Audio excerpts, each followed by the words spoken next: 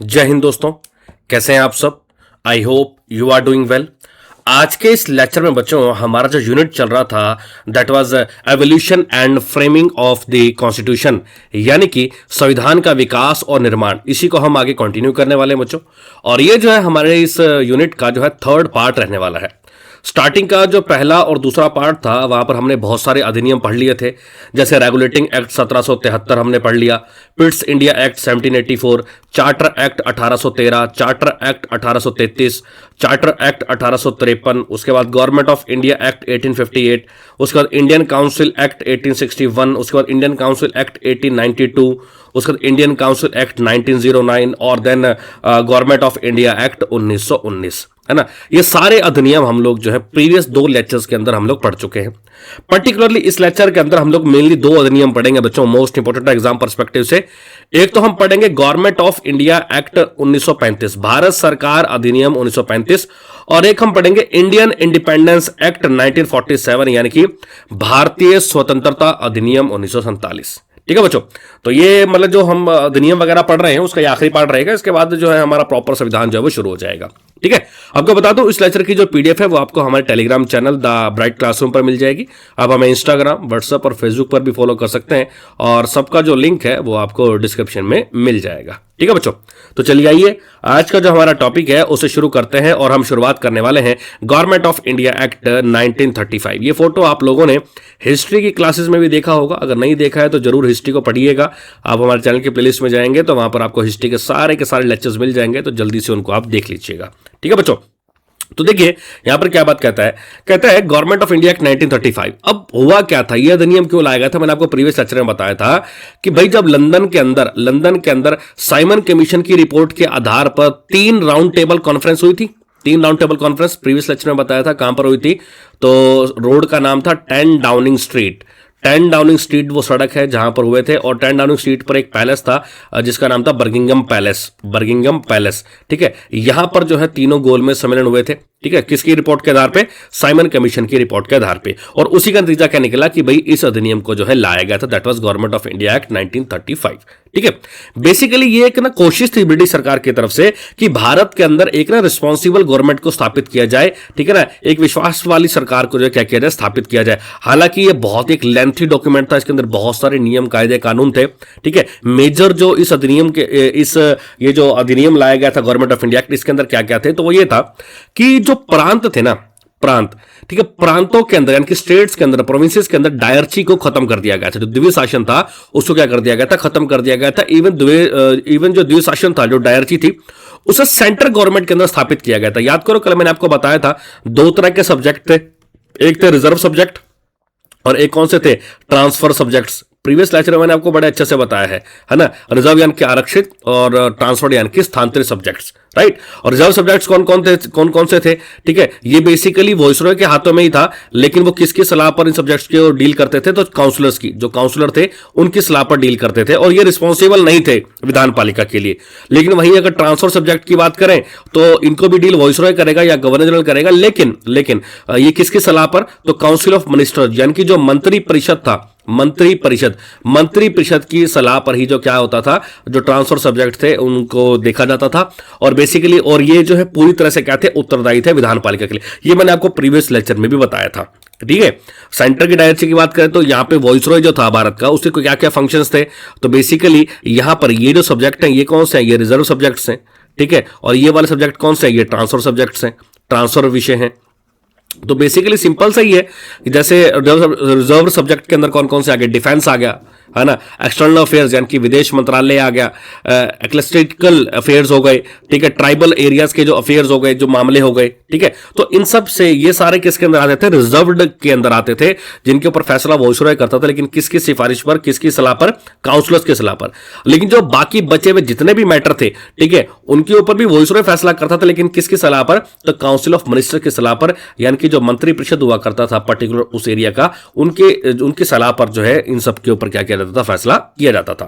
ठीक है बच्चों, उसके बाद इस अधिनियम के तहत भारत के अंदर जो एक ऑल इंडिया फेडरेशन की भी स्थापना की गई थी, ऑल इंडिया फेडरेशन, जिसके अंदर कौन कौन थे, एक तो ब्रिटिश इंडियन प्रोविंसेस थे, यानी कि ब्रिटिश इंडियन प्रांत थे, भारत के जो स्टेट है जिनके ऊपर अंग्रेजों का कब्जा था वो सब थे, और जो प्रिंसली स्टेट्स थे, प्रिंसली स्टेट्स का मतलब क्या होगा, जो राजा रजवाड़े थे, जो राजा रजवाड़े थे वो भी क्या थे, ब्रिटिश इंडियन प्रोविंसेस के हिस्सा थे, सॉरी ऑल इंडिया फेडरेशन के हिस्सा थे। यानी कि ऑल इंडिया फेडरेशन जो थी, ये ऑल इंडिया फेडरेशन, इसके अंदर ऑल इंडिया जो संघ था, ठीक है, इसके अंदर दो चीजें हैं, एक तो भारत के राज्य हैं जिनके ऊपर अंग्रेजों का राज है, और एक जो राजा रजवाड़े हैं वो भी इसका पार्ट है, ठीक है। उसके बाद यहां पर जो प्रिंसली स्टेट थे ना, जो राजा रजवाड़े थे, उनको आजादी दी गई थी कि अगर आप चाहते हो तो आप ऑल इंडिया फेडरेशन के मेंबर बन सकते हो, लेकिन अगर आप नहीं बनना चाहते तो मत बनो। यानी कि आपके ऊपर कोई फोर्स नहीं है, आपके ऊपर कोई भी दबाव नहीं है, ठीक है। आप बनना चाहो तो बन लो, नहीं बनना चाहे तो कोई दिक्कत वाली बात नहीं है। दूसरी सबसे इंपॉर्टेंट बात क्या थी, ये जो भारत सरकार अधिनियम 1935 लाया गया था ना, इसके अंदर यह कहा गया कि भैया शक्तियों का विभाजन करो, डिवीजन ऑफ पावर्स, शक्तियों का विभाजन। आगे चलकर हम पढ़ेंगे, वैसे जब हम शेड्यूल पढ़ेंगे ना, अनुसूचियां, वहां पर एक 7th शेड्यूल आता है, 7वीं अनुसूची आती है, जिसके अंदर यही चीज लिखी गई हुई है आज के टाइम पे। वहां पर 3 लिस्ट बनाई गई है, ठीक है। कौन कौन सी, एक तो यूनियन लिस्ट, एक स्टेट लिस्ट और एक कंकरेंट लिस्ट, ठीक है। और हिंदी में से बोलते हैं संघ सूची, स्टेट को बोलते हैं राज्य सूची, और कंकरेंट को बोलते हैं हिंदी में समवर्ती सूची, ठीक है। संघ सूची, यूनियन, वो सूची है, वो विषय है जिनके ऊपर केंद्र सरकार, सेंट्रल गवर्नमेंट डायरेक्ट फैसला करती है, वो स्टेट से कोई सलाह मशवरा नहीं करेगी। स्टेट लिस्ट, स्टेट सूची, राज्य सूची, वो सूची होती है जहां पर राज्य सरकार फैसला करेगी, ठीक है, वो सेंटर से कोई भी बात नहीं करेगी। कंकरेंट लिस्ट, समवर्ती सूची, वो सूची होती है जहां पर राज्य सरकार और केंद्र सरकार मिलकर फैसला करते हैं, लेकिन यहां पर आखिरी जो फैसला मानने किसका रहेगा, वो यूनियन का रहेगा। सिंपल बात है कि यहां पर बाप और बेटा मिलकर फैसला करेंगे, लेकिन अंत में चलेगी किसकी, बाप की चलेगी। तो दैट वाज कंकरेंट लिस्ट। वैसे ही भारत सरकार अधिनियम 1935 के तहत भी शक्तियों का विभाजन किया गया था, वहां पर भी 3 जो है लिस्ट बनाई गई थी। आज के टाइम में हम बोलते हैं यूनियन, उस टाइम पे बोलते थे फेडरल लिस्ट। फेडरल हिंदी में वही है, संघ, ठीक है। और इसके अंदर कितने विषय थे, 59 विषय थे, 59 सब्जेक्ट थे। दूसरा था, यहां पे हम पढ़ते हैं स्टेट लिस्ट, उस टाइम पे बोला गया प्रोविंशियल लिस्ट, यानी कि प्रांत सूची। उस टाइम पे प्रांत बोलते थे, आज के टाइम में क्या बोलते हैं, राज्य बोलते हैं। तो इसके अंदर कितने सब्जेक्ट थे, इसके अंदर थे 54 सब्जेक्ट, 54 सब्जेक्ट। और सबसे लास्ट में आती है कंकरेंट लिस्ट, यानी कि समवर्ती सूची, ठीक है। और कितने विषय थे इसके अंदर, तो 36 विषय थे। तो ध्यान रखिएगा, भारत सरकार अधिनियम 1935 के तहत संघ और राज्य के बीच में शक्तियों का विभाजन किया गया था, जहां पर 3 लिस्ट बनाई गई थी, संघ सूची, राज्य सूची और समवर्ती सूची। संघ सूची के अंदर 59 विषय थे, समवर्ती सूची के अंदर 36 विषय थे, और राज्य सूची के अंदर कितने थे, तो 54 विषय थे। क्लियर है बच्चों। यहां पर आप एक एग्जांपल देख सकते हैं, 3 लिस्ट यहां पर बनी हुई हैं। फेडरल लिस्ट, ठीक है, इसके अंदर कौन कौन से विषय आते हैं, एक्सटर्नल अफेयर्स, यानी कि दूसरे देशों के साथ अगर कोई भी मैटर हो जाता है। करेंसी एंड कॉइनेज हो गया, ठीक है, मुद्रा का कोई भी मैटर हो गया, ठीक है। Naval, military and air force, simple सी बात, जितनी भी जो आर्म्ड फोर्सेज हैं, सशस्त्र सेनाएं हैं जो हैं, वो सारी की सारी फेडरल लिस्ट में आती हैं। प्रोविंशियल लिस्ट की अगर मैं बात करूं, यानी कि आज के टाइम में जैसे हम बोलते हैं स्टेट लिस्ट, ठीक है, राज्य सूची, तो प्रोविंशियल लिस्ट यानी कि प्रांतीय सूची के अंदर कौन कौन से थे, पुलिस हो गया, उस राज्य की पुलिस, है ना, और प्रोविंशियल पब्लिक सर्विस, जैसे उस टाइम पर मान लो आप हरियाणा पुलिस था, और जैसे आज के टाइम में हम HCS का पेपर देते हैं, हरियाणा सिविल सर्विसेज, वैसे उस टाइम पर भी हुआ करता था। एजुकेशन होगी, शिक्षा होगी, इसके ऊपर भी फैसला कौन करता था, तो वो राज्य सरकार करती थी, ठीक है। अब आता है कंकरेंट लिस्ट, यानी कि समवर्ती सूची। समवर्ती सूची की बात करें तो यहां पर क्या था, क्रिमिनल लॉ एंड प्रोसीजर, कोई भी नियम कानून बनाना है तो संघ और राज्य दोनों मिलकर बनाते थे। सिविल प्रोसीजर हो गया, मैरिज एंड डाइवोर्स हो गया, ठीक है, शादी और तलाक हो गया, ये तो इन सब के ऊपर जो संघ था और जो प्रांत थे वो सब क्या करते थे, मिलकर फैसला करते थे, ठीक है बच्चों। उसके बाद नेक्स्ट इंपॉर्टेंट पॉइंट, जो वॉइसरॉय था ना, वॉइसरॉय के पास जो है रेसिड्यूरी पावर्स थी। रेसिड्यूरी का मतलब होता है अवशिष्ट शक्तियां, अवशिष्ट शक्तियां थी, यानी कुछ एक स्पेशल पावर्स थी जो सिर्फ किसके पास थी, वॉइसरॉय के पास थी, ठीक है। उस टाइम पर भारत के अंदर ना टोटल 11 प्रांत थे, टोटल 11 प्रांत थे, लेकिन उन 11 प्रांतों में से 6 प्रांतों में, 11 प्रांतों में से 6 प्रांतों में जो है बायकैमरल लेजिस्लेचर लाया गया, यानी कि द्विसदीय सदन जो है उसकी स्थापना की गई थी 11 में से 6 प्रांतों में। जैसे आज के टाइम में आप देखेंगे तो मोस्टली राज्यों में सिर्फ आपको विधानसभा दिखेगी, है ना। तो 2 चीजें होती हैं, एक विधानसभा, एक विधान परिषद, विधानसभा और विधान परिषद, ठीक है। वैसे उस टाइम पर क्या था कि 11 में से 6 की जगह 6 राज्यों में क्या बनाया गया था, विधानसभा, विधान परिषद। अब वो 6 कौन कौन से थे वो आपको पता होने चाहिए। एक तो था बंगाल, मद्रास, बॉम्बे, बिहार, असम और यूनाइटेड प्रोविंस। यूनाइटेड प्रोविंस वही यूपी बिहार वाला एरिया हो गया, ठीक है, यूपी और मध्य प्रदेश वाला एरिया हो गया, ठीक है। तो कौन कौन से थे, बंगाल, बॉम्बे, बंगाल, मद्रास, बॉम्बे, बिहार, असम और यूनाइटेड प्रोविंस। क्लियर है? और क्या क्या था, और क्या क्या अच्छी बातें थी इस अधिनियम के अंदर? तो जो सेपरेट इलेक्टोरेट था ना, अलग मतदाता सूची, पहले वो किस किस के लिए थी? मुसलमानों के लिए थी, क्रिश्चियंस के लिए थी, एंग्लो इंडियंस के लिए थी, यूरोपियंस के लिए थी। लेकिन अब क्या बोल दिया गया, जो डिप्रेस्ड क्लासेस हैं यानी कि दलित वर्ग के लोग हैं उनको भी अलग मतदाता सूची मिलेगी, और जो वुमेन हैं, जो महिलाएं हैं, उनको भी अलग मतदाता सूची मिलेगी, और जो लेबरर्स हैं, जो दिहाड़ी मजदूरी करते हैं, उनको भी क्या मिलेगी? उनको भी अलग मतदाता सूची यहां पर मिलेगी। तो यहां पे अलग मतदाता सूची का जो क्राइटेरिया था उसको भी क्या कर दिया गया था, यहां पे बढ़ा दिया गया था। ठीक है? अच्छा, जो सबसे पहला लेक्चर था पॉलिटी का, वहां पर मैंने आपको बताया था सुप्रीम कोर्ट के बारे में। ठीक है? सुप्रीम कोर्ट की स्थापना रेगुलेटिंग एक्ट 1773 के तहत 1774 में कहां पर की गई थी? सुप्रीम कोर्ट में, सॉरी, कलकत्ता में की गई थी, है ना? सुप्रीम कोर्ट की स्थापना रेगुलेटिंग एक्ट 1773 के तहत 1774 में कलकत्ता में स्थापना की गई थी। लेकिन ये जो अधिनियम आया था ना, भारत सरकार अधिनियम 1935 जो हम पढ़ रहे हैं, इस अधिनियम के तहत सुप्रीम कोर्ट को कलकत्ता से दिल्ली क्या कर दिया गया था? ट्रांसफर कर दिया गया था। कलकत्ता से दिल्ली क्या कर दिया गया? ट्रांसफर कर दिया गया था। उस टाइम पर क्या था? 1774 में एक चीफ जस्टिस होगा और 3 अन्य जज होंगे, यही था। लेकिन यहां पर क्या बोल दिया कि एक तो चीफ जस्टिस होगा, वो 6 से ज्यादा और जज नहीं हो सकते। 6 से ज्यादा और जज नहीं हो सकते, यानी कि शुरुआत में फिर कितने हो जाएंगे यहां पे? तो 7 ही जज होंगे जब दिल्ली में सुप्रीम कोर्ट खोली। क्लियर है बच्चों? इतनी बात यहां पे, इतनी बात समझ में आ गई। ठीक है? उसके बाद नेक्स्ट जो अगला पॉइंट आता है, इंपॉर्टेंट पॉइंट, यहां पर आके हमारा ये कंप्लीट हो जाता है। Government of India act 1935, Bharat सरकार अधिनियम 1935, ये हमारा यहां पे होता है कंप्लीट। ठीक है? उसके बाद नेक्स्ट आता है बच्चों अगस्त ऑफर 1940 या इंडिविजुअल सत्याग्रह। ये हमने हिस्ट्री के अंदर बड़े अच्छे से डिटेल में डिस्कस किया है। ठीक है? मैं आपसे फिर कहूंगा कि हिस्ट्री क्लासेस जरूर लगाइएगा, आपकी बहुत सारी चीजें यहां पर क्लियर हो जाएंगी। ठीक है? तो यहां पर हम अगस्त ऑफर के बारे में हल्का फुल्का जान लेते हैं। तो देखिए, भारत के वॉइसरॉय जो थे ना, उनका नाम था लॉर्ड लिनलिंथगो। लॉर्ड लिनलिंथगो, ये बात है 1940 की। मैं यहां पर हिंदी में भी नाम लिख देता हूं, कई बार बच्चों को लिखने में परेशानी हो जाती है। लॉर्ड लिनलिंथगो, ठीक है, ये इसका नाम था। तो इसने क्या किया? इसने 8 अगस्त 1940 को ब्रिटिश गवर्नमेंट के बिहाफ पे, ब्रिटिश सरकार के आधार पे इसने एक स्टेटमेंट जारी की, और उसी स्टेटमेंट को नाम दिया गया था अगस्त ऑफर। क्या नाम दिया गया था? अगस्त ऑफर। अब ऐसा इसने क्या घोषणा कर दी भाई, जो आज हम इतना डिटेल में पढ़ रहे हैं? देखिए, जो लॉर्ड लिनलिंथगो था ना, ये जो वॉइसरॉय था, इसने भारतीयों को प्रॉमिस क्या किया कि जब सेकंड वर्ल्ड वॉर, दूसरा विश्व युद्ध, जो कि 1939 से 1945 तक चला था, ठीक है, और हम बात कर रहे हैं 1940 की, तो बोले जब दूसरा विश्व युद्ध खत्म हो जाएगा ना, तो भारत के अंदर एक रिस्पॉन्सिबल गवर्नमेंट की क्या की जाएगी? स्थापना की जाएगी। एक ना डोमिनेंट मॉडल के ऊपर, एक स्वतंत्र देश के आधार पर जो हम क्या करेंगे, भारत के अंदर जो है एक क्या करेंगे, एक सरकार की स्थापना करेंगे। ठीक है? और वो सरकार क्या करेगी? वो सरकार भारत के लोगों के जो अधिकार हैं उनको पहचानेगी, उनकी रक्षा करेगी, और भारत के अंदर जो है क्या किया जाएगा? संविधान लिखने के लिए भी एक संगठन जो है वो बनाया जाएगा। ये वादा किया था किसने? लॉर्ड लिनलिंथगो ने। ठीक है ना बच्चों? और इसने क्या बोला? और इसने कहा कि भैया it provided the prominent Indians would be the appointed in the viceroy executive council. उसने ये भी कहा कि वॉइसरॉय की जो एग्जीक्यूटिव काउंसिल होगी, यानी कि जो कार्यकारी परिषद होगी, उसके अंदर जो प्रमुख जो भारतीय है ना, उनको क्या किया जाएगा? उनको नियुक्त किया जाएगा। दूसरा, इसने ये भी कहा, क्योंकि ना उस टाइम पे देखो, युद्ध की वजह से बहुत सारी कह सकते हो देश के अंदर महंगाई हो चुकी थी, है ना, हालात बहुत ज्यादा खराब हो चुके थे। युद्ध के अंदर होता भी यही है ना, परेशान तो आम नागरिक होते। तो यहां पर हुआ क्या? इन्होंने कहा कि युद्ध संबंधी मामलों पर सलाह देने के लिए क्या किया जाएगा? एक परामर्श परिषद की स्थापना की जाएगी। ठीक है? जिसके अंदर मेल सदस्य कौन होंगे? भारतीय होंगे। इन्होंने कहा कि युद्ध चल रहा है, बहुत सारे पंगे चल रहे हैं, भारतीय लोगों को ज्यादा सफर करना पड़ा, तो बोले हम क्या करेंगे?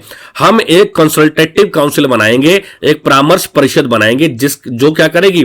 जो चर्चा करेगी, सॉल्यूशन निकालेगी वॉर अफेयर्स के ऊपर, यानी कि युद्ध संबंधी मामलों के ऊपर क्या करेगी? वो जो है डिसीजन लेगी। उसके अंदर मेनली कौन होंगे? उसके अंदर मेनली होंगे इंडियंस, जो हमें सुझाव देंगे। राइट? यही था बच्चों अगस्त ऑफर। क्लियर है? उसके बाद नेक्स्ट जो हम पढ़ते हैं, मोस्ट इंपॉर्टेंट, वो आता है बच्चों Cripps mission, Cripps proposal 1942। Cripps mission 1942 के अंदर जो है ये लाया गया था। ठीक है? इसने क्या बोला तो उसको समझिएगा। देखिए, जब सेकंड वर्ल्ड वॉर चल रहा था ना भारत के अंदर, विश्व के अंदर, सॉरी, सेकंड वर्ल्ड वॉर चल रहा था, तो उस टाइम पे इंग्लैंड के अंदर क्या थी? इंग्लैंड के अंदर एक कोलिशन गवर्नमेंट थी। कोलिशन का मतलब होता है बच्चों गठबंधन। गठबंधन, गठबंधन की सरकार थी इंग्लैंड के अंदर। गठबंधन की सरकार आप समझते हैं, जब किसी पार्टी को पूर्ण बहुमत नहीं होता है तो दो तीन पार्टियां मिलकर सरकार बनाती हैं, ठीक है। तो सेकंड वर्ल्ड वॉर के दौरान क्या था, इंग्लैंड के अंदर गठबंधन की सरकार थी।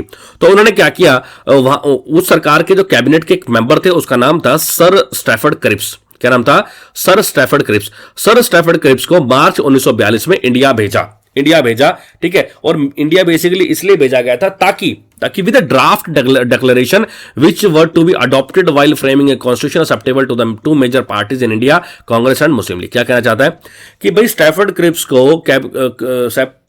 को इंडिया में इसलिए भेजा गया था ब्रिटिश कैबिनेट के द्वारा, वो एक ड्राफ्ट डिक्लेरेशन लेकर आए थे, एक ड्राफ्ट तैयार करके आए थे। उसमें यह था कि भैया जब भी आप संविधान लिखेंगे, ठीक है, क्योंकि उस टाइम पे अगर आप हिस्ट्री पढ़े हैं तो उस टाइम पे देखो ये बात हो चुकी थी कि जो है ना भारत के अंदर दो मेन पार्टियां हैं, कांग्रेस और मुस्लिम लीग, है ना। तो अगर भारत के अंदर कुछ भी बदलाव करना है तो इन दोनों पार्टी की सहमति जरूरी है। तो इसलिए एक ड्राफ्ट डिक्लेरेशन लाया गया था कि भैया जब भी आप संविधान बनाएंगे तो आपको इन सब चीजों का ध्यान रखना है, ठीक है। और ये बेसिकली दोनों पार्टियों को मानना था, एक तरफ कौन थी, कांग्रेस, और एक तरफ कौन थी, मुस्लिम लीग, ठीक है ना। The proposal provided for an Indian union comprising of all British provinces in India and the Princely State and a dominion status to the India as a participant to the British Commonwealth nation। क्या कहता है कि इस declaration में mainly यही था कि भैया फ्यूचर में इंडियन यूनियन बनेगा, यानी कि भारत नाम का एक देश बनेगा, ठीक है। भारत की एक संघ बनेगा, ठीक है, जिसके अंदर ब्रिटिश प्रोविंसेस भी होंगे, यानी कि ऐसे प्रांत जहां पर अंग्रेजों ने कब्जा कर रखा है वो प्रांत भी इसके मेंबर होंगे, ठीक है, इसका सब पार्ट होंगे। और जो प्रिंसली स्टेट्स हैं, यानी कि जो राजा रजवाड़े हैं, वो भी क्या करेंगे, वो भी इसका इंडियन यूनियन का क्या होंगे, पार्ट होंगे, ठीक है ना। बेसिकली ये सारी बातें की गई थी। और इंडियन यूनियन किसका मेंबर बनेगा, ब्रिटिश कॉमनवेल्थ ऑफ नेशंस, यानी कि इन्होंने एक संगठन बना लिया था तब तक, जो कि अलग अलग देशों के कॉमनवेल्थ, अलग अलग देशों के उद्धार के बारे में क्या करेगा, विचार करेगा। तो इंडियन यूनियन जो क्या बनेगा, उसका मेंबर बनेगा, राइट। दूसरी इंपॉर्टेंट बात, उसी टाइम पे क्या हुआ था कि क्लाइमेट एटली ने एक अनाउंसमेंट कर दी थी, ठीक है। क्लाइमेट एटली ने यह कहा था कि भाई इन्होंने ये कहा 15 मार्च 1940 को, 15 मार्च 1940 को जो क्लाइमेट एटली थे उन्होंने घोषणा ये की कि भाई ब्रिटेन जो है वो पूरी तरह से तैयार हो चुका है भारत को आजादी देने के लिए, ठीक है। ब्रिटेन क्या करेगा, ब्रिटेन भारत को आजादी दे देगा, लेकिन आजादी देने से पहले जो सत्ता है, जो पावर है, ठीक है, उसको हम क्या करेंगे, ट्रांसफर करेंगे इनटू रिस्पॉन्सिबल हैंड्स, ठीक है। भाई जून 1948 से पहले जो पावर है, जो भारत के ऊपर राज करने की जो पावर है, जो सत्ता है, वो हम ट्रांसफर करेंगे पढ़े लिखे लोगों के हाथों में, जो रिस्पॉन्सिबल है, जो उत्तरदायी होंगे भारत के लोगों के लिए, ठीक है ना। जो माइनॉरिटीज है, माइनॉरिटीज का मतलब हो गया बच्चों अल्पसंख्यक, माइनॉरिटीज का मतलब क्या हो गया, अल्पसंख्यक। तो वो जो अल्पसंख्यक है ना, उनके अधिकारों का भी हम खास यहां पे क्या करेंगे, ध्यान रखेंगे। और इन्होंने कहा कि भैया इन सब चीजों को मद्देनजर रखते हुए क्लाइमेट एटली ने कहा कि हम क्या करेंगे, भारत के अंदर एक मिशन भेजेंगे और उस मिशन का नाम होगा cabinet mission. Cabinet mission Bharat में आएगा, वो भारतीयों की मदद भी करेगा और ये देखेगा कि हाँ भाई भारत के अंदर सही ढंग से सरकार बन सकती है कि नहीं बन सकती है, समझ गए। तो क्लाइमेट एटली की अनाउंसमेंट के बाद ही भारत में क्या आया था, भारत में आया था बच्चों cabinet mission, that is in 1940। Cabinet mission के अंदर बच्चों 3 मेंबर थे, 3 सदस्य थे। एक का नाम तो था बच्चों पैथिक लॉरेंस, एक थे बच्चों एवी अलेक्जेंडर, और एक थे बच्चों स्टैफर्ड क्रिप्स। एक कौन थे बोले तो स्टैफर्ड क्रिप्स। तो ये 3 मेंबर थे। एग्जाम में कई बार पूछा जाता है कि कैबिनेट मिशन में इनमें से कौन सा मेंबर नहीं था, तो ध्यान रखिएगा ये 3 मेंबर थे, पैथिक लॉरेंस, एवी अलेक्जेंडर और स्टैफर्ड क्रिप्स, ठीक है ना। तो बेसिकली ये जो कैबिनेट मिशन था, इसका जो है मेन उद्देश्य क्या था, इनका मेन उद्देश्य था कि भैया कैसे हम शांतिप्रिय ढंग से जो है पावर को ट्रांसफर कर सकते हैं भारत के अंदर, कैसे हम अंग्रेजों से पावर लेके भारत के जो बड़े बड़े लोग हैं या फिर जो पार्टीज हैं उनको हम पावर क्या कर सकते हैं, ट्रांसफर कर सकते हैं, और कैसे हम भारत के अंदर संविधान बनाने की मशीनरी को शुरू कर सकते हैं, ठीक है। बेसिकली कैबिनेट मिशन के अंदर 3 मेंबर थे, पैथिक लॉरेंस, स्टैफर्ड क्रिप्स और एवी अलेक्जेंडर। और ये भारत में कब आए थे, तो 24 मार्च 1940 को। 24 मार्च 1940 को कैबिनेट मिशन कहां पर आया था, भारत में आया था, राइट। उसके बाद union of India comprising British India and princely state दस advocating an undivided India was conceptualize. क्या कहता है, इनके आने के बाद ही यह डिसाइड किया गया कि भारत के अंदर एक अलग से क्या कह सकते हैं, एक पूरा देश बनाया जाएगा जहां पर जो है ब्रिटिश इंडिया के पार्ट भी होंगे और प्रिंसली स्टेट्स यानी कि राजा रजवाड़ों के पार्ट्स भी जो है इसके अंदर होंगे, ठीक है ना। उसके बाद इन्होंने कहा कि कॉन्स्टिट्यूंट असेंबली, एक जो संविधान सभा है, कॉन्स्टिट्यूंट असेंबली का मतलब होता है संविधान सभा, एक संविधान सभा बनाई जाएगी, ठीक है, जिसके तहत क्या होगा, संविधान सभा के जो मेंबर हैं उन्हें चुना जाएगा पूरे भारत में अलग अलग एरिया से, और उसके बाद क्या किया जाएगा, एक अंतरिम सरकार, एक इंटरिम गवर्नमेंट की क्या की जाएगी, स्थापना की जाएगी, जो मेजर पार्टीज हैं उनकी सहायता से, ठीक है। उसके बाद it also provided that all the members of interim cabinet would be Indians and there would be minimum interference by the viceroy. इसने कैबिनेट मिशन ने यह भी कहा कि जो अंतरिम सरकार बनेगी, जो इंटरिम गवर्नमेंट बनेगी ना, उसके सारे के सारे मेंबर्स भारतीय होंगे, इंडियंस होंगे, और जो वॉइसरॉय है ना, वॉइसरॉय, उसका नाम मात्र इंटरफेरेंस होगा, मतलब इंटरफेरेंस यानी कि बीच बचाव उसका होगा ही नहीं, वो इंटरफेयर नहीं करेगा तुम क्या कर रहे हो क्या नहीं कर रहे हो, ठीक है। इसने ये भी कहा कि एक संविधान सभा बनाई जाएगी, ठीक है, जहां पर 292 सदस्य, 292 मेंबर्स जो ब्रिटिश इंडिया के होंगे, ब्रिटिश इंडिया बार बार बोल रहा हूं, वो इंडिया जहां पर, उस एरिया पे जहां पर ब्रिटिशर्स का राज है उसको बोलते हैं ब्रिटिश इंडिया, और प्रिंसली स्टेट्स यानी कि जहां पर राजा रजवाड़ों का राज है। तो उन्होंने कहा कि 292 मेंबर, 292 मेंबर्स कहां से होंगे, ब्रिटिश इंडिया से होंगे, और 93 मेंबर्स कहां से होंगे, तो इंडियन स्टेट्स यानी कि प्रिंसली स्टेट्स यानी कि राजा रजवाड़ों से होंगे। क्लियर है।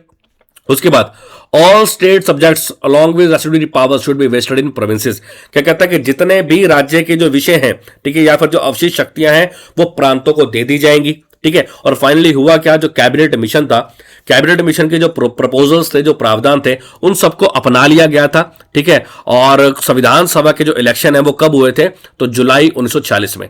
संविधान सभा के इलेक्शन कब हुए थे, तो जुलाई 1946 में हुए थे। और जिसके बाद क्या हुआ था, अलग अलग मेंबर्स भारत के अलग अलग कोनों से चुने गए, और वो चुनकर कहां पर आके बैठे, तो संविधान सभा के अंदर आके बैठे थे, ठीक है बच्चों। ये था कैबिनेट मिशन के बारे में। नेक्स्ट लास्ट जो हमारा आज का टॉपिक आता है that is Indian independence act 1947, भारतीय स्वतंत्रता अधिनियम 1947, मोस्ट इंपॉर्टेंट है। तो आप सब लोग जानते हैं कि भैया हुआ क्या था यहाँ पे, मुस्लिम, देखो आजादी के बाद तो चली गई थी कि भाई हम भारत को आजाद कर देंगे, ठीक है, लेकिन हुआ क्या, मुस्लिम लीग ने विद्रोह कर दिया। मुस्लिम लीग कहती कि भैया हमारा तो अलग से देश बनाओ, जिसका हम नाम क्या रखेंगे, पाकिस्तान, भाई हमारा अलग से एक देश बनाओ। तो इसलिए माउंटबेटन एक प्लान लेकर आए जिसको बोला गया पार्टीशन प्लान, बंटवारे का एक प्लान लेकर आए, ठीक है। इसको लॉर्ड माउंटबेटन प्लान भी बोलते हैं। ये लाया गया था 3 जून 1947 को। तो इसलिए आपको कभी कभार ना एग्जाम में 3 जून प्लान भी दिखेगा, ठीक है, यानी कि इसके 2 नाम हैं, माउंटबेटन प्लान या 3 जून प्लान, समझ जाइएगा ये बंटवारे वाली बात कर रहे हैं यहां पे, ठीक है ना। हुआ क्या, on 20th February 1947 Clement Attlee declare that British rule in India would be ended by 30th June 1948। 20 फरवरी 1947 को, 20 फरवरी 1947 को क्लाइमेट एटली ने यह घोषणा कर दी थी कि भैया 30 जून 1948 तक हम भारत को आजाद कर देंगे। घोषणा कब की है, 20 फरवरी 1947, और बोले कब तक आजाद कर देंगे, 30 जून 1948 तक हम क्या कर देंगे, भारत को आजाद कर देंगे, लगभग 1.5 साल के अंदर अंदर, है ना, 1 साल 4 महीने के अंदर अंदर, ठीक है। लेकिन जब माउंटबेटन प्लान लाया गया उसके तहत क्या बोला गया कि भैया जो है 2 देश बनाए जाएंगे, एक यूनाइटेड हिंदुस्तान और एक पाकिस्तान, ठीक है। और इसको जो है कांग्रेस और मुस्लिम लीग को क्या करना था, इसको जो है कांग्रेस और मुस्लिम लीग को मानना था, ठीक है। With immediate effect was given to Mountbatten plan by enacting India independence act 1947। और फाइनली हुआ क्या, कांग्रेस और मुस्लिम लीग ने जो है माउंटबेटन प्लान की बातों को मान लिया गया। और उसी के बाद क्या लाया गया था, उसी के बाद ब्रिटेन की पार्लियामेंट में लाया गया इंडियन इंडिपेंडेंस एक्ट 1947, यानी कि भारतीय स्वतंत्रता अधिनियम 1947, है ना। अब जो है क्या क्या इस अधिनियम के तहत जो है बदलाव आए भारत के अंदर, जो इंडियन इंडिपेंडेंस एक्ट 1947 उसके तहत क्या क्या बदलाव आए।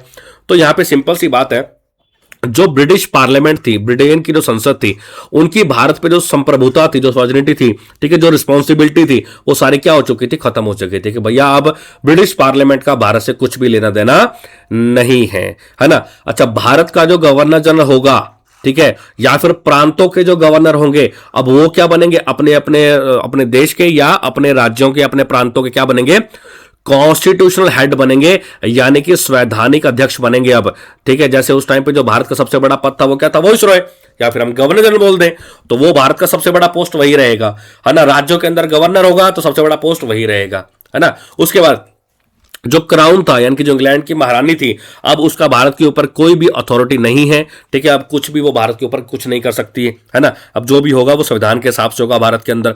Sovereignty of the dominion legislature, यानी कि भारत को एक डोमिनियन बना दिया गया, यानी कि एक आजाद देश बना दिया गया, जिसके तहत भारत को संप्रभुता दी गई थी। संप्रभुता का मतलब समझते हैं ना, कि आज हमको खाना घर पे क्या बनाना है तो हम अपने घर पे डिसाइड करेंगे, पड़ोसी आके हमको नहीं बता के जाएंगे कि आज राजमा बना लो, आज दाल बना लो। हमारे घर का खाना है, हम अपने आप खुद देख लेंगे क्या बनाना है क्या नहीं बनाना, हमें यहां पर किसी की सलाह की जरूरत नहीं है। तो ये सारे चेंजेस आए थे भारत सरकार अधिनियम भारतीय स्वतंत्रता अधिनियम, इंडियन इंडिपेंडेंस एक्ट 1947 के तहत। ठीक है, उसके बाद major provisions of this act, यानी कि ये जो अधिनियम लाया गया भारतीय स्वतंत्रता अधिनियम 1947, इसके तहत मेनली कौन कौन से जो है प्रावधान लाए गए थे। तो this act provided that India and Pakistan to be two independent dominions with effect from 15 अगस्त 1947। डोमिनियंस का मतलब आप देश ही समझ लो। ठीक है, इस अधिनियम के तहत यह कहा गया कि 2 अलग से देश बनेंगे। ठीक है, अब वो दोनों आजाद होंगे पूर्ण तरीके से, एक होगा भारत, एक होगा पाकिस्तान। 15 अगस्त 1947 को ये अलग हो जाएंगे। India declare it is declared India as a sovereign and independent country. इस अधिनियम के तहत भारत को एक संप्रभुता और एक जो है ना इंडिपेंडेंट आजाद देश जो घोषित कर दिया गया। ठीक है, यह भी कह दिया गया कि भैया भारत के अंदर जो राजा रजवाड़े हैं, जो प्रिंसली स्टेट्स हैं, जो राजा रजवाड़े हैं, उनके ऊपर अंग्रेजों का राज होता है खत्म। अब वहां के भारत के अंदर जो राजा रजवाड़े हैं उनके ऊपर ब्रिटिश सरकार कोई भी इंटरफेरेंस नहीं करेगी, है ना। उसके बाद बोले जो दोनों देश हैं, चाहे वो भारत है चाहे वो पाकिस्तान है, बोले दोनों देशों के लिए एक गवर्नर जनरल अपॉइंट किया जाएगा, है ना। एक गवर्नर जनरल अपॉइंट किया जाएगा और वॉइसरॉय को क्या कर दिया गया था, वॉइसरॉय के पद को क्या कर दिया गया, खत्म कर दिया गया। यानी कि ये हमारा प्यारा भारत है और ये भिखारिस्तान है। ठीक है, तो बोले कि एक गवर्नर जनरल भारत का होगा, एक गवर्नर जनरल पाकिस्तान का होगा, यानी कि भिखारिस्तान का होगा। ठीक है, और हमारे जो स्वतंत्र भारत के पहले गवर्नर जनरल थे उनका नाम था बच्चों लॉर्ड माउंटबेटन। क्या नाम था, लॉर्ड माउंटबेटन। ध्यान रखिएगा, कुछ टाइम बाद लॉर्ड माउंटबेटन चले गए थे। उसके बाद जो गवर्नर जनरल बने थे उनका नाम था सी राजागोपालचरी। क्या नाम था, सी राजागोपालचरी। एग्जाम में पूछ सकता है आपसे, क्वेश्चन ऐसे पूछ लेगा कि भैया बताइए स्वतंत्रता के बाद भारत के पहले governor general who was the first governor general of India after independence, तो जवाब होगा लॉर्ड माउंटबेटन। पर अगर क्वेश्चन में यह कह दे कि स्वतंत्रता के पश्चात भारत का पहला और आखिरी भारतीय गवर्नर जनरल, तो नाम क्या हो जाएगा, C Rajagopalachari. First and last Indian governor general after independence was C Rajagopalachari. मैं आखिरी इसलिए बोल रहा हूं क्योंकि सी राजागोपालचारी के बाद जो है कोई गवर्नर जनरल नहीं बना है, क्योंकि भारत के अंदर आम चुनाव डायरेक्ट इलेक्शंस जो है जो हो चुके थे 1951-52 में, फिर प्रॉपर सरकार भारत के अंदर बन चुकी थी। ठीक है बच्चों, उसके बाद Constituent Assembly of both dominions were free to adopt any laws from the territories or repeal any law made by the British government, including Independence Act itself। क्या कहता है कि दोनों देशों की, भारत और भिखारिस्तान जो है वह पाकिस्तान अपना, ठीक है, भिखारिस्तान, तो इनकी जो भी मतलब जो संविधान सभा है वो अपने हिसाब से नियम कानून बना सकती है, अपने हिसाब से नियमों को क्या कर सकती है, बदल सकती है। ठीक है, चाहे वो भारत सरकार अधिनियम 1935 हो, चाहे वो इंडियन इंडिपेंडेंस एक्ट हो, कुछ भी अगर बदलाव करना है तो उनकी पावर है। ठीक है, it give the power to legislate for their respective territories of both dominions to the constituent assembly still the constitution were drafted and came into force. क्या कहता है कि जब तक संविधान लागू नहीं हो जाता तब तक दोनों देशों के पास पावर है कि वो अपने अपने राज्य की क्या कर सकते हैं, अपने अपने देश की बाउंड्री को क्या कर सकते हैं, निर्धारित कर सकते हैं। ठीक है, उसके बाद लंदन के अंदर जो सेक्रेटरी ऑफ स्टेट का जो ऑफिस था, याद करो लंदन के अंदर सेक्रेटरी ऑफ स्टेट जिसके 15 मेंबर सदस्य थे जो उसको मदद करते थे, असिस्ट करते थे कि भारत के अंदर क्या चल रहा है क्या नहीं चल रहा। तो सेक्रेटरी ऑफ स्टेट का जो पोस्ट था उसे क्या कर दिया गया था, खत्म कर दिया गया था लंदन के अंदर, और उसकी जगह एक नया जो है बनाया गया था, उसका नाम था secretary of Commonwealth of Nations. क्या बनाया गया, secretary of Commonwealth of nation, यानी कि अब ये बैठेगा लंदन के अंदर। क्लियर है। उसके बाद दूसरा आपको मैं बता दूं, संविधान के अंदर, दोनों देशों के संविधान के अंदर मोस्टली जो चीजें ली गई थी वो ली गई थी गवर्नमेंट ऑफ इंडिया एक्ट 1935। जो भारत सरकार अधिनियम 1935 लाया गया था ना, उसके तहत दोनों देशों के संविधानों के अंदर सबसे ज्यादा चीजें ली गई। ठीक है, बाद में हालांकि धीरे धीरे काफी बदलाव हुआ है, लेकिन अगर क्वेश्चन पूछ लिया जाए कि भारत के संविधान का प्रमुख स्रोत क्या है, what is the main source of Indian constitution, तो जवाब क्या हो जाएगा, गवर्नमेंट ऑफ इंडिया एक्ट 1935। ठीक है, दोनों देशों को पूरी आजादी थी कि वो किसी भी तरह से अपने संविधान को क्या कर सकते हैं, वो बदल सकते हैं। क्लियर है। उसके बाद 15 अगस्त 1947 की मध्य रात्रि को क्या हुआ, ब्रिटिश रूल जो था वो पूरी तरह से खत्म हो चुका था और दो नए देश दैट इज इंडिया और पाकिस्तान, उनको जो है पावर को क्या कर दिया गया था, सौंप दिया गया था। ये मैंने आपको बता ही दिया कि लॉर्ड जो माउंटबेटन थे वो भारत के पहले गवर्नर जनरल थे, और पहले भारतीय गवर्नर जनरल कौन थे, तो सी राजागोपालचारी, और साथ ही देश के पहले प्रधानमंत्री आगे चलकर कौन बनते हैं, तो पंडित जवाहरलाल नेहरू। कौन बनते हैं, पंडित जवाहरलाल नेहरू। ठीक है बच्चों, तो ये था हमारा आज का टॉपिक। आई गेस सारी की सारी चीजें क्लियर होगी होंगी। फिर भी अगर कोई डाउट हो तो आप कमेंट बॉक्स में कमेंट करके पूछ सकते हैं। वीडियो अच्छा लगे तो लाइक एंड शेयर जरूर कीजिएगा और चैनल को सब्सक्राइब जरूर कीजिएगा। ठीक है बच्चों, मिलते हैं नेक्स्ट लेक्चर के अंदर। Thank you so much. जय हिंद, जय भारत।